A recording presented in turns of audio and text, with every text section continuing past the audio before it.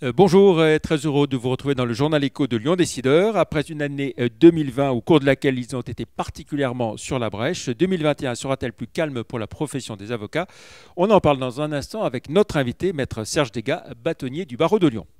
Mais dans l'immédiat, en bref, retour sur la signature du plan de relance État-région Auvergne-Rhône-Alpes, signé par Jean Castex et Laurent Wauquiez, samedi au siège du Conseil régional à la Confluence. Un plan à 3 milliards d'euros sur 2 ans, 2021-2022, dont un peu plus de 2 milliards pour la partie France Relance, autour des 3 priorités du plan national: cohésion des territoires, compétitivité et transition écologique, auxquels s'ajoutent 800 millions d'euros pour le rail, 128 millions pour la formation des jeunes, ainsi que la fibre optique en zone rurale, et annonce surprise du Premier ministre, 1,5 milliard d'euros pour les hôpitaux de la région. Coup de chapeau à la start-up lyonnaise Indie, précédemment connue sous le nom de Georges.tech, qui facilite la comptabilité des indépendants avec une appli qui s'avère 3 à 5 fois moins chère que le recours à un expert comptable. Indie vient de lever 35 millions d'euros pour accélérer ses développements en direction des 6 millions d'indépendants. Son activité a déjà triplé et va encore tripler en 2021, avec en ligne de mire le marché américain aussi. C'est parti pour la 5G dans la région lyonnaise. Orange est opérationnel dans 8 communes de la métropole, dont Villeurbanne, Vaux-en-Velin, Bron, Rieux, Sainte-Foy. SFR aussi a démarré à Bron et Francheville. Bouygues également dans plusieurs arrondissements à Lyon. Une 5G qui intéresse notamment les entreprises pour tout ce qui touche au pilotage des robots industriels, à la télémédecine et à la régulation des trafics. Bremens Avocat Notaire pose sa plaque à Paris avec une adresse prestigieuse, avenue de l'Opéra, dans le premier arrondissement. Objectif, passer de 7 avocats et notaires à une vingtaine dans la capitale, à terme, qui s'ajoutera à la centaine installée à Lyon, à la Cité internationale. Et puis enfin, le chiffre du jour, 500 mètres carrés, c'est la surface de la boutique Hollister qui a ouvert à la Part-Dieu la semaine dernière, en plus de la boutique de la Confluence, un magasin tendance pour cette marque très prisée des jeunes et vendue dans 540 boutiques dans le monde. Près de 30 personnes ont été recrutées.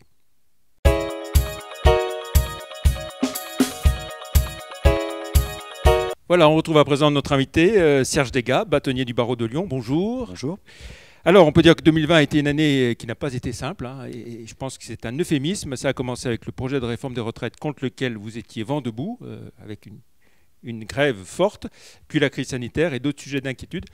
J'ai envie de vous demander, est-ce qu'au moins la nomination d'un avocat au ministère de la Justice en juillet dernier vous a rassuré?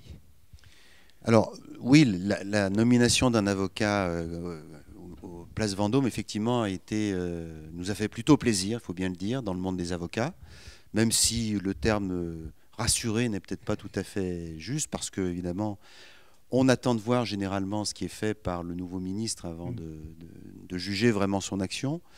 Jusqu'à présent, on a des satisfactions et aussi quelques déceptions, il faut bien le dire. Voilà. Alors, dans les satisfactions, est-ce que le fait que le budget du ministère de la Justice augmente de 8%, pour vous, c'est un motif de satisfaction? Ça va dans le bon sens ou pas? Ça va dans le bon sens. On n'a jamais eu, depuis bien des années, une telle augmentation, donc il ne faut pas effectivement le négliger. Ensuite, il faut voir qu'on part de très loin. C'est-à-dire que la France est quand même un pays en Europe parmi les plus mal classés sur le plan des moyens accordés à la justice. Et en particulier, si on se compare à nos voisins anglais ou allemands, on a par habitant un chiffre, un budget de la justice qui est 2 fois inférieur.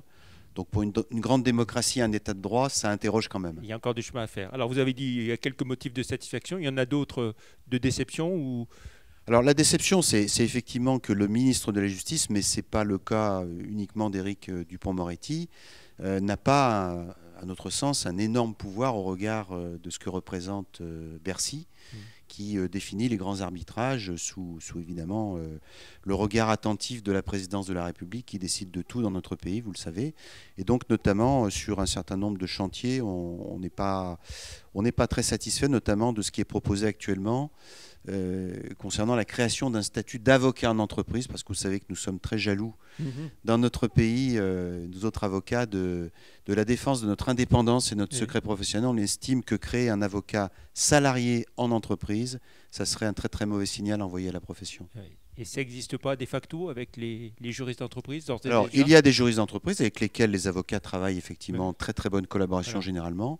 Mais ces juristes d'entreprise n'ont pas le statut d'avocat et effectivement, ça pose des problèmes déontologiques de principe très importants. Alors vous êtes à mi-parcours, maître Serge Degas, de votre mandat de 2 ans, hein, de bâtonnier du barreau de Lyon. Quel bilan vous dressez de cette première année de mandat? Alors c'est un mandat passionnant, hein, parce qu'on est évidemment au cœur de tout ce qui touche à la profession. Il a été passionnant, même si le contexte était très inattendu pour moi évidemment, parce que nous avons dû faire face à deux crises majeures, et évidemment celle que nous connaissons actuellement, la crise sanitaire, pose beaucoup de difficultés au monde judiciaire, au monde juridique dans son ensemble.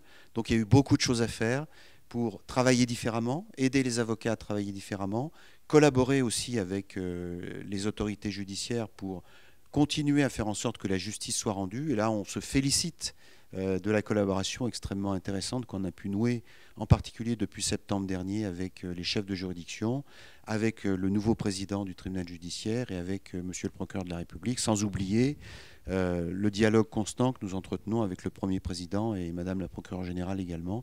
La communauté judiciaire s'est retrouvée. On peut dire que c'est quoi, un climat apaisé? Un climat apaisé et constructif, parce qu'on s'est tous dit, en voyant l'état de fonctionnement de notre justice tellement atteinte par tout ce qui s'est passé, qu'il fallait qu'on se retrousse tous les manches, qu'on fasse des efforts en commun pour essayer de faire en sorte que ce grand service public ne soit pas définitivement mis à terre.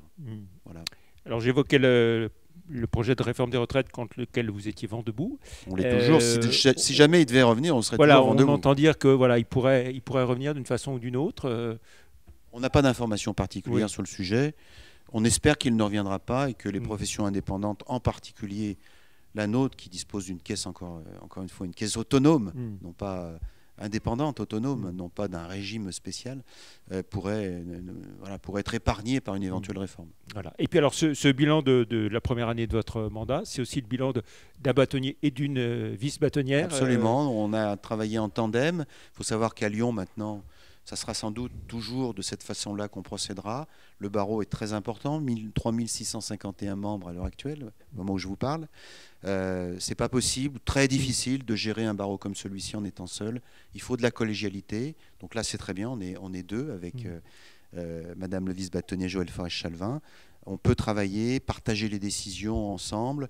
La charge mentale est beaucoup moins forte. Et puis on travaille aussi avec un conseil de l'ordre très très impliqué. Et donc, on se félicite de cette collégialité, vraiment. C'est l'avenir. Voilà, Conseil de l'ordre qui se réunit tous les 15 jours. Tous les 15 jours. Voilà, avec des commissions nombreuses au barreau de Lyon qui travaillent ardemment sur les différents domaines du droit.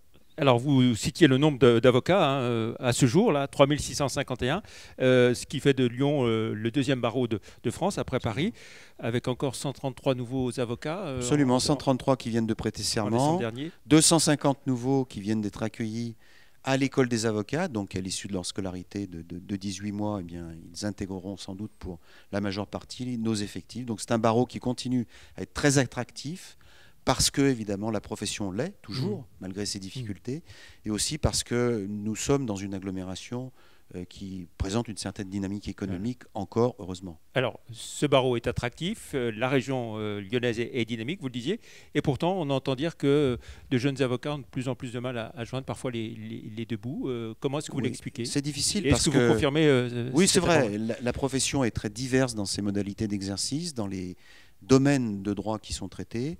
Et on a de très grands écarts de chiffre d'affaires, bien entendu, entre les structures qui pratiquent le droit des affaires, le droit civil, on va dire le droit du quotidien, le droit pénal, le droit social. Voilà, il y a des disparités tout à fait importantes.